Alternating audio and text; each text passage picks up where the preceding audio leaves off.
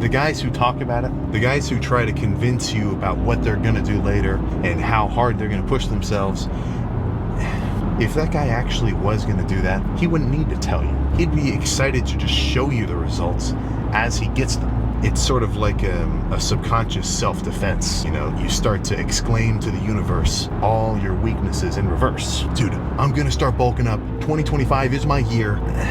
Anybody who is really locked in, anybody who is a serious nutcase about the working out, they don't have to say that. They just do it. That's kind of where you can have a little bit of a BS reader. Oh, you're gonna do 6,000 calories a day, man? You're already doing 5,000 a day? How much do you weigh? 180? You've been doing 5,000 calories a day for the last 6 months? You have got a fast metabolism. But keep going. For those of you who get what I'm saying, that's just, all right, man, keep going, man, you're good. Get after it. The guys who are really getting into it, they don't have to say that because they're excited to see their own results, and they're excited for them because they get to see it. And the show-offy part, that's cool. It's definitely kind of a motivating factor for sure. But that's just with being good at anything. It really comes off as like, oh, you're not eating even though you're hungry? You're starving yourself? What are you doing? And I'm not saying for lifters, we get it. We understand the point of a bulking diet and a fat loss kind of diet. But, to the general public, that's not what they see. They see, oh, dude, you're fucking torturing yourself by not, just eat, bro. What are you doing, man? Just eat. And then the guy is, well, let's just say out of shape. It's sort of a situation where you have certain thresholds that you want to hit, right? If you're bulking up, you have to eat this much at least. And that number is going to differ it's going to be different for everybody. But if you're not gaining weight, then it sucks to say, but it really is as simple as you're probably not eating enough food. Now, how you go about that can be very complicated.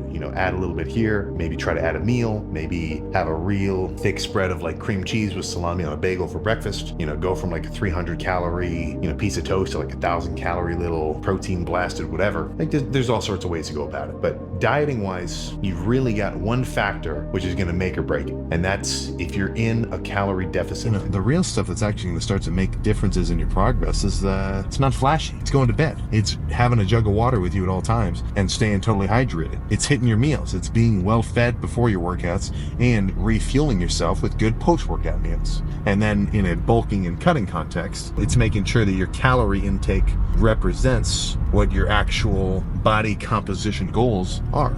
If all those things are in order, then the working out part just falls into place. That's my shtick there. As much as there is value in really trying to focus this magnifying glass on the exact perfect spot of gains-inducing training, if you've got high enough intensity and you're really taking these sets as far as you can on the regular, more than 80% of the time, even just more than 60% of the time will put you in the green, at least for a while. You'll start to see what I'm kind of talking about. Let's be real here. What percentage of guys in the world, or let's just say even the States, what percentage of them are really locked into working out?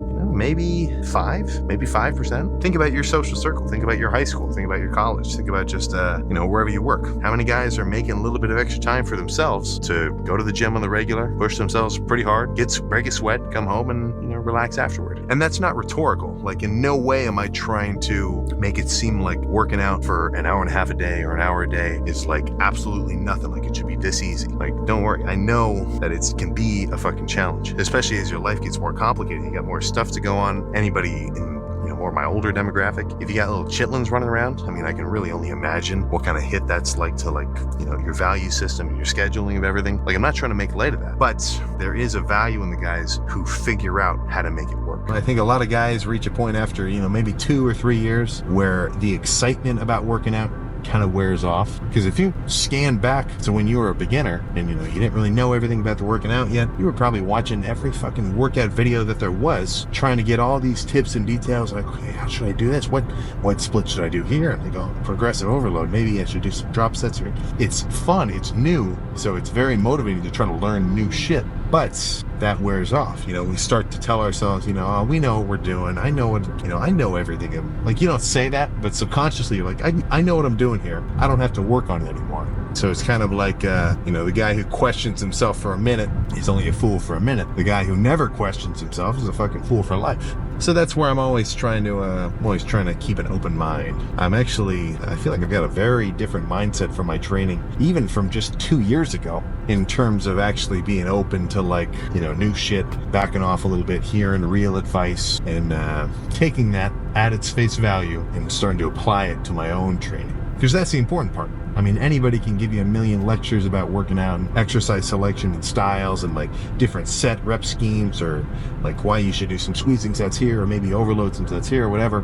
But if you can't apply it to your own personal training routine, then, you know, it's all just words. You know, apart from looking at somebody who's in a very similar situation to you, where you can use their approach and their tips as like a really good guide, for the most part, it's kind of a challenge that's in your own head. And by in your own head, I mean like for you to figure out for yourself. And you're the only guy with your exact day schedule. You're the only guy with your exact value system and your like, you know, motivation and everything else. So it's up to you to figure out what approach is going to work best, where at the end of the day, you do have time and you do have the internal motivation and kind of drive to make some of this stuff happen, even if it's a little bit uncomfortable. That's not for me to tell you, right? That's for you to kind of have a little one-on-one with you and think, okay, and I could probably start waking up a little bit earlier, get some cardio in a couple times a week.